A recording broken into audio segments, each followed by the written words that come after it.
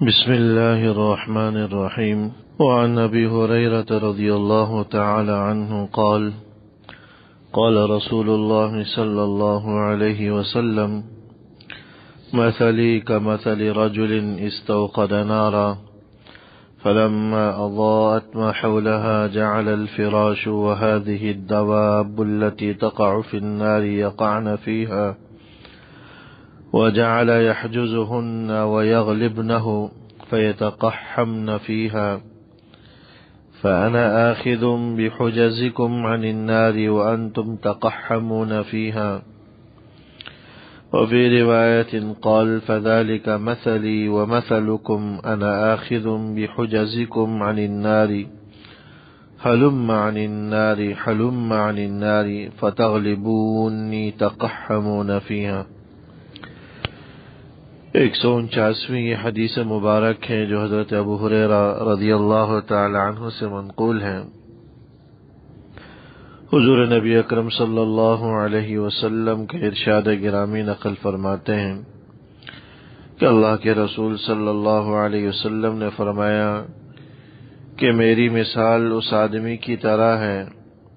استوقد نارا، جس نے آگ روشن کی، آگ جلائی، فلما اضاءت ما حولها، اور جب اس نے ارد گرد کی جگہ کو روشن کر دیا آگ کے ذریعے، جعل الفراش وهذه الدواب التي تقع في النار يقعن فيها، تو یہ پروانے اور پتنگے اور یہ کیڑے مکوڑے جو آگ میں گرتے ہیں وہ اس میں گرنے لگے۔ آپ نے پتنگوں کو دیکھا ہوگا، پروانوں کو، کہ جہاں آگ جلتی ہوئی انہیں نظر آتی ہے، چراغ، موم بتی، لائٹ، بلب، تو وہ روشنی کی طرف لپکتے ہیں۔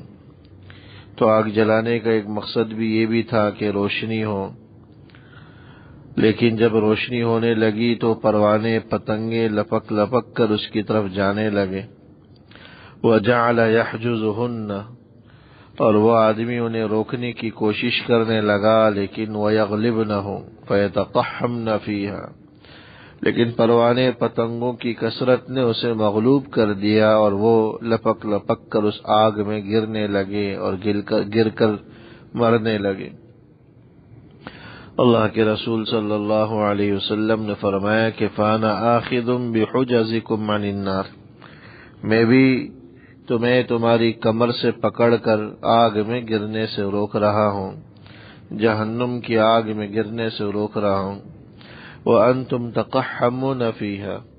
اور تمہارا حال یہ ہے کہ لپک لپک کر اپنی بدعملیوں کے سبب،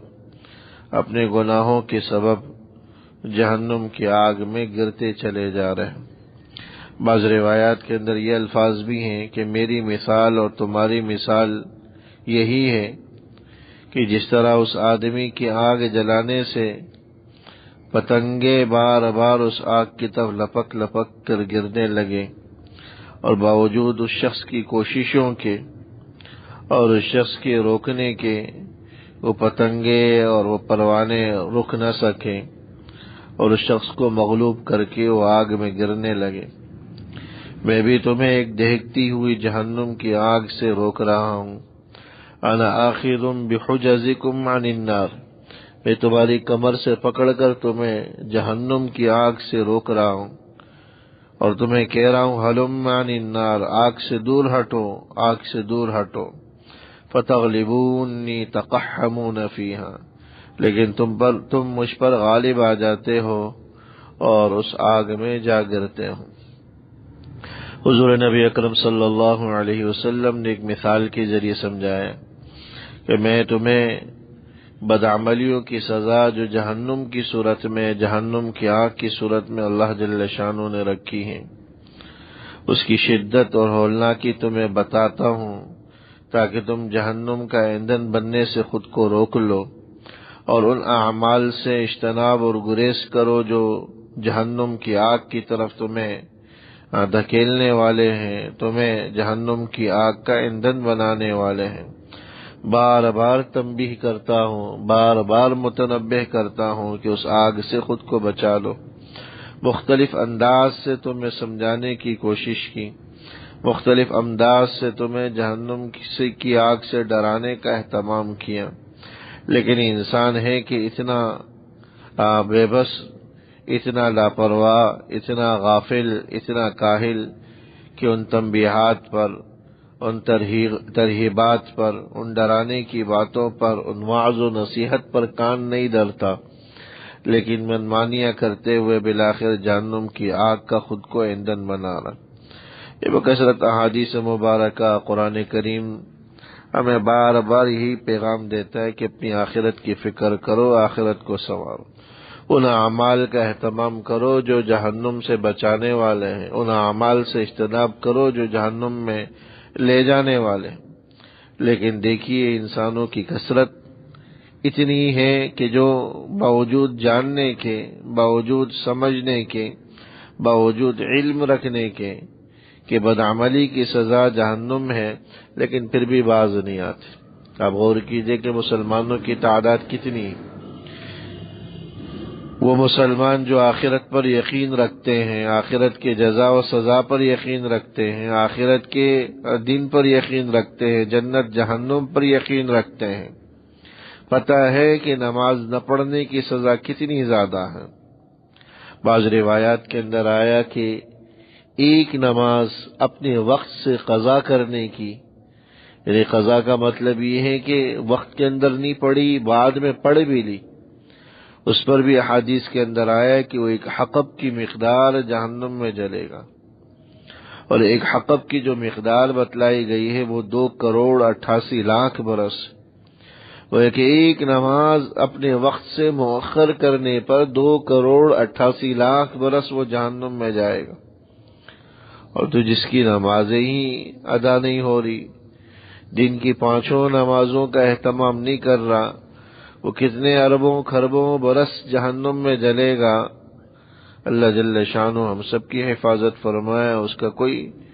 حد و اندازہ نہیں ہے، اس کی کوئی لمٹ نہیں ہے۔ کتنے مسلمان ہیں جو یہ جانتے بھی ہیں کہ نماز نہ پڑھنے کی سزا کیا ہے، بدعملی کی سزا کیا ہے، گناہ کی سزا کیا ہے، سود کی سزا کیا ہے، شراب کی سزا کیا ہے، جھوٹ کی سزا کیا ہے، سب جانتے ہیں، لیکن کتنے ہیں جو اس سزا پر یقین کرتے ہوئے اپنے آپ کو ان بدعملیوں سے دور رکھنے کا اہتمام کرتے ہیں۔ اکثر و بیشتر اس پر کان نہیں دھرتے،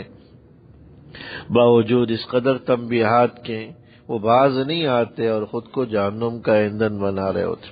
تو یہی بات اللہ کے رسول صلی اللہ علیہ وسلم نے سمجھائی کہ میں تمہیں بار بار تنبیہ کر رہا ہوں، سمجھا رہا ہوں، ڈرا رہا ہوں، مختلف انداز سے متفکر کر رہا ہوں،